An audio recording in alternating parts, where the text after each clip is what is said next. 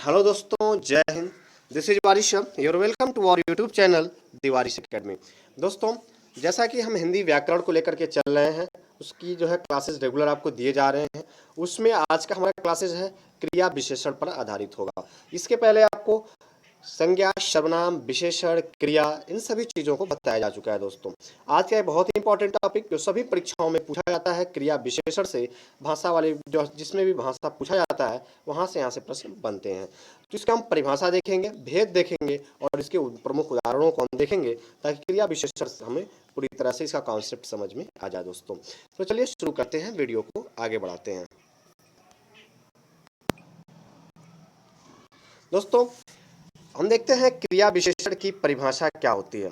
आप copy pen लेकर बैठ जाइएगा और वीडियो को आप देखते चलिए और इसको समझते चलिए और साथ में इसको नोट भी करते चलिए ताकि ये रिवीजन करने में आपको सुविधा हो। दोस्तों, तो क्रिया विशेषण की परिभाषा क्या होती है, तो इसका अर्थ समझिए। विशेषण क्या होता है, तो वो शब्द जो संज्ञा या सर्वनाम की विशेषता बताने के लिए उसके पहले आते थे, ऐसे शब्दों को हम विशेषण कहते थे। दोस्तों, और क्रिया क्या होता था, तो हमने पढ़ा था कि इसकी संज्ञा या सर्वनाम के द्वारा जो कार्य किया जाता है, उस कार्य, उस एक्शन को ही हम क्रिया कहते थे। दोस्तों, अब यहाँ दोनों शब्द एक साथ आ गए हैं कि क्रिया विशेषण से हम मिलाकर पढ़ते हैं तो हमको क्या मिलेगा कि वो शब्द जो क्रिया की विशेषता बताते हैं, ऐसे शब्द को क्रिया विशेषण कहते हैं। दोस्तों, ठीक है। क्रिया के पहले जो भी शब्द आएंगे जो क्रिया की विशेषता को बताएंगे, उन शब्दों को हम क्रिया विशेषण कहेंगे। इसकी परिभाषा को हम समझते हैं।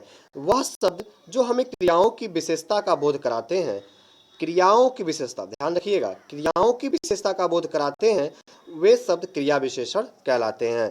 दूसरे शब्दों में परिभाषा को हम यूं समझते हैं कि जिन शब्दों से क्रिया की विशेषता का पता चलता है, उन शब्दों को हम क्रिया विशेषण कहते हैं।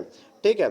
तो वह शब्द जो क्रिया से पहले लग करके क्रिया की विशेषता को बताने लगते हैं, क्रिया की विशेषता का बोध कराते हैं, ऐसे शब्द को हम क्रिया विशेषण कहते हैं। इससे हमें क्रिया की विशेषता का पता चलता है कि क्रिया कैसा कार्य कर रहा है, धीरा कार्य। जैसे कि हमने बताया कि मोहन चल रहा है, अब हम आगे लिखे कि मोहन धीरे धीरे चल रहा है।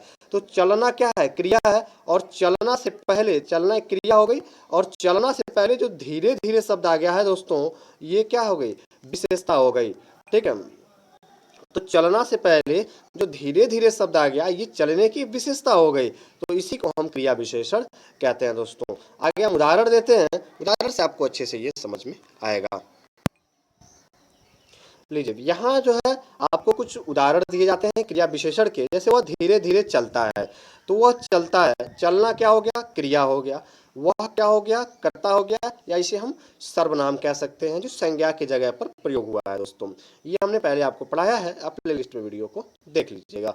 तो वह चलता है, कैसे चलता है, तो धीरे धीरे चलता है। अब ये धीरे धीरे चलना ही क्या हो गई, आपकी क्रिया विशेषण हो गई, जो क्रिया की अर्थात चलने की क्या कर रहा है, उसके पहले लग के इसकी विशेषता को बता रहा है। दोस्तों, ठीक है। जैसे अगला उदाहरण लेते हैं, खरगोश तेज दौड़ता है।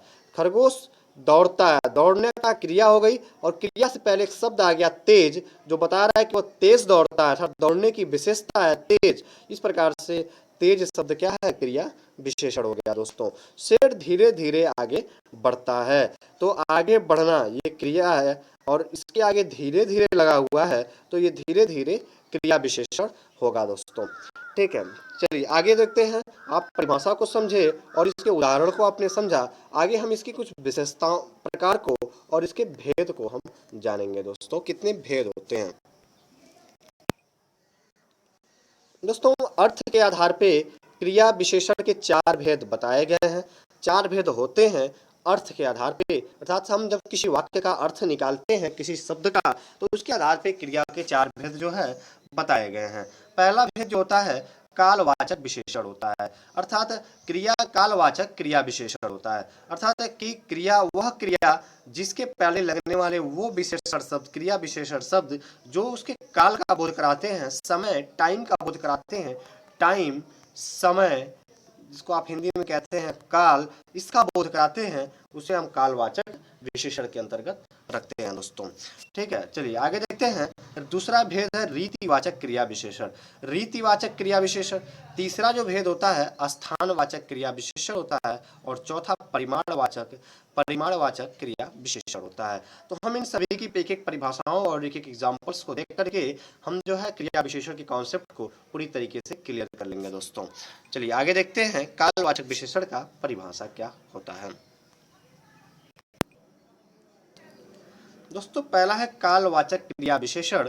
तो वह क्रिया विशेषण शब्द जो क्रिया के होने के समय के बारे में बताता है उसे कालवाचक क्रिया विशेषण कहते हैं। जैसे कि श्यामू कल मेरे घर आया था। अब श्यामू मेरे घर आया था, कब आया था? तो कल आया था। तो कल शब्द जो होगा दोस्तों ये कालवाचक क्रिया विशेषण का उदाहरण होगा। ठीक है, तो श्यामू कल मेरे घर आया था, तो यहाँ पर श्यामू कल जो शब्द है ये कालवाचक क्रिया विशेषण का उदाहरण होगा दोस्तों। ठीक है, चलिए आगे देखते हैं।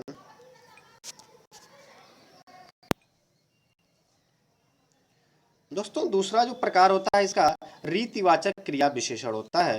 तो ऐसे क्रिया विशेषण शब्द जो किसी क्रिया के होने की विधि अर्थात कार्य या तरीके का बोध कराते हैं, उसके मेथड का, उसके विधि का, प्रोसेस का जो बोध कराते हैं वह शब्द रीतिवाचक क्रिया विशेषण कहलाता है दोस्तों। जैसे इसका एग्जांपल आप एक लेते हैं कि सुरेश ध्यान से चलता है। अब सुरेश चलता है तो कैसा चलता है? तो वह ध्यान से चलता है, अर्थात ध्यान शब्द जो है ये विधि है, तरीका है, ये रीतिवाचक विशेषण का उदाहरण होगा दोस्तों। चलिए तीसरा जो हम भेद देखते हैं दोस्तों, तीसरा जो होता है वो स्थानवाचक क्रिया विशेषण होता है। आपने रीतिवाचक पढ़ा, इसके बाद स्थानवाचक क्रिया विशेषण तीसरा क्रिया विशेषण का भेद होता है। इसमें ऐसे अविकारी शब्द क्या होते हैं दोस्तों? तो वो शब्द जिनका लिंग वचन परिमाण न बदला जा सके, ऐसे अविकारी शब्द होते हैं जिसमें विकार उत्पन्न न किया जा सकता हो, उन शब्दों को अविकारी शब्द कहते हैं। तो ऐसे अविकारी शब्द जो दोस्तों इसमें क्या होगा कि ऐसे अविकारी शब्द जो हमें क्रियाओं के होने का स्थान का बोध कराते हैं कि वो क्रिया किस स्थान पर है, तो ऐसे शब्द क्रिया विशेषण को स्थानवाचक क्रिया विशेषण कहलाता है। जैसे इस एग्जांपल्स को हम आगे देखते हैं दोस्तों। इसका एग्जाम्पल होगा कि तुम अंदर जाकर बैठो। अब बैठना क्या है? ये प्रकार का एक क्रिया है बैठना। तो कह रहा है कि तुम अंदर जाकर बैठो, अर्थात कहाँ बैठो? अंदर बैठो। अंदर बैठना जो है ये स्थानवाचक क्रिया विशेषण का उदाहरण है। मैं बाहर खेलता हूँ। अब मैं खेलता हूँ, क्वेश्चन मार्क है, कहाँ खेलता हूँ? तो बाहर खेलता हूँ आंसर होगा आपका। अर्थात बाहर का जो ये होगा ये स्थान को बोध करा रहा है, इसे स्थानवाचक क्रिया विशेषण के अंतर्गत रखा जाएगा दोस्तों। इसी प्रकार से सभी एग्जाम्पल्स हैं। आगे देखते हैं जो लास्ट हमारा भेद था परिमाणवाचक क्रिया विशेषण। चौथा है दोस्तों परिमाणवाचक क्रिया विशेषण। परिमाणवाचक क्या होते हैं कि ऐसे क्रिया विशेषण शब्द हमें क्रिया के परिमाण, संख्या या मात्रा का पता चलता है। मात्रा होगा दोस्तों, यहाँ पर एक छूटा हुआ है, तो मात्रा का अर्थात नाप तौल जो भी होगा इसे मात्रा कहते हैं। संख्या और परिमाण का बोध कराते हैं या इससे पता चलता है, तो ऐसे शब्द को परिमाणवाचक क्रिया विशेषण कहलाता है। जैसे तुम थोड़ा अधिक खाओ। तुम थोड़ा अधिक खाओ अर्थात खाना कितना खाना है? तो थोड़ा अधिक खाना है। तो अधिक शब्द क्या है? ये परिमाण है ना, मात्रा का बोध करा रहा है। तो ऐसे सभी शब्द को हम परिमाणवाचक क्रिया विशेषण के अंतर्गत रखा जाता है दोस्तों। तो दोस्तों इस प्रकार से आपने जो है क्रिया विशेषण उसके सभी चारों भेद को आपने समझा दोस्तों। वीडियो पसंद आया तो वीडियो को लाइक, शेयर और चैनल को सब्सक्राइब नहीं किया सब्सक्राइब कीजिए, बेल आइकन बटन को प्रेस कीजिए। फिर ऐसे लेटेस्ट वीडियोस लेकर हम जल्द ही हाजिर होते हैं। तब तक के लिए जय हिंद, शुक्रिया, थैंक यू।